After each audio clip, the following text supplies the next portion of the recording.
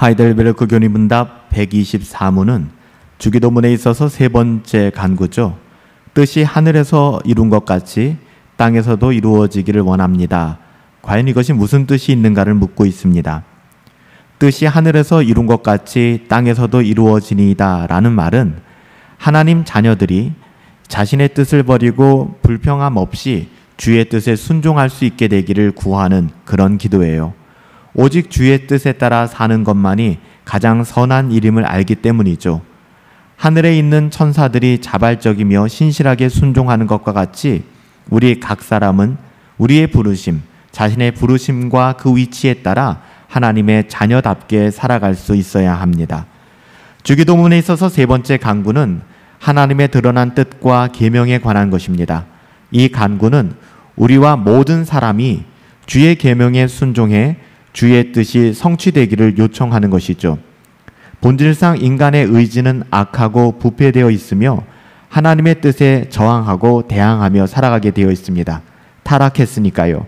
따라서 자기를 주장하려는 우리의 의지를 버리는 것이 중요합니다. 죄악된 정욕과 욕망과 그 모든 죄악된 성향들을 버리고 육신적인 의지를 약화시켜야 돼요. 이것이 자기를 부인하는 과정이죠. 우리는 자주 이런 일을 하는 데 있어서 어려움을 겪습니다. 육신의 연약함이 있고 유혹과 시험이 있기 때문이에요. 그래서 우리는 하나님의 은혜로운 도움 없이는 이 모든 것을 이겨낼 수가 없어요. 그래서 우리는 하나님이 은혜로 우리에게 주신 은혜의 방편, 기도와 말씀을 통하여 그 경건을 추구함으로 말미암아 하나님의 자녀다움을 회복해 갈 수 있는 것입니다. 따라서 우리는 하나님께 기도해야 하고 말씀을 읽고 상고하며 묵상해야 하는 것이죠.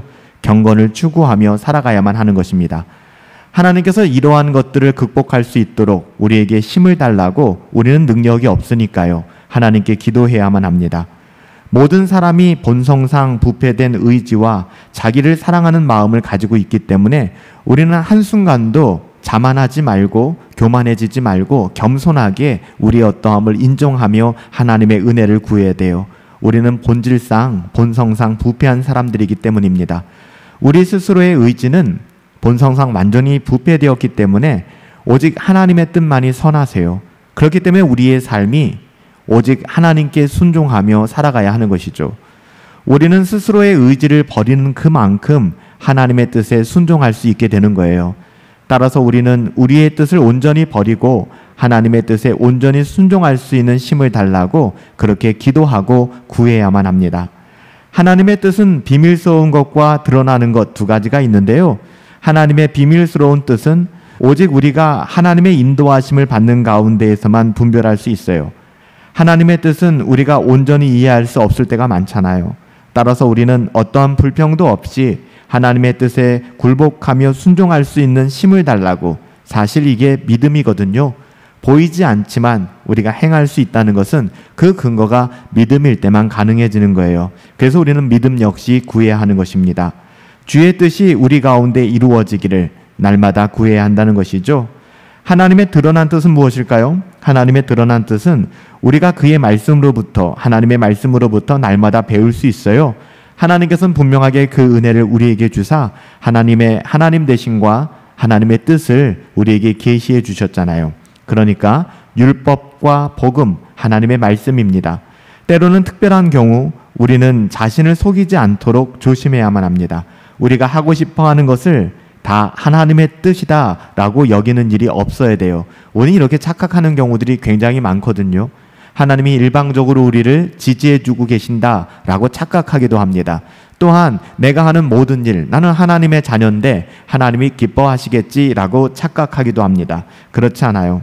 그리스도께서는 자신의 삶과 고난을 통해 어떻게 하나님의 뜻이 우리 가운데 이루어지는지, 우리에 의해 이루어지는지를 잘 보여주셨어요.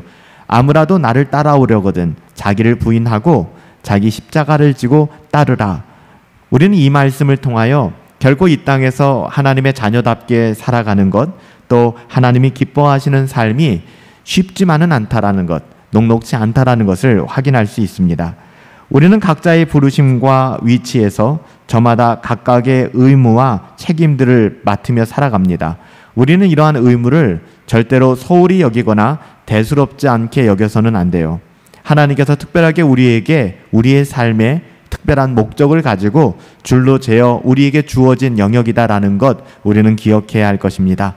따라서 기꺼이 즐겁게 성실함으로 주의를 기울여 하나님께서 우리에게 맡겨주신 자리를 불평과 원망이 아니라 하나님을 사랑함으로 선하신 하나님을 신뢰함으로 마땅히 수행해 나가야 한다는 것이죠.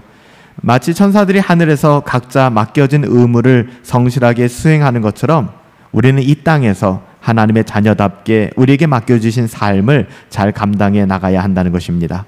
예수님께서 주기도문을 통하여 기도를 가르쳐 주실 때 꼭 필요한 세 번째 간구, 뜻이 하늘에서 이루어진 것 같이 땅에서도 이루어지기를 원합니다 라는 고백이었어요. 우리와 모든 사람들이 우리의 어떠함, 우리의 뜻을 버리고 불평함 없이 주의 뜻에 순종하며 살 수 있게 해달라고 간구하는 것이죠. 오직 하나님의 뜻만이 선하시니까요.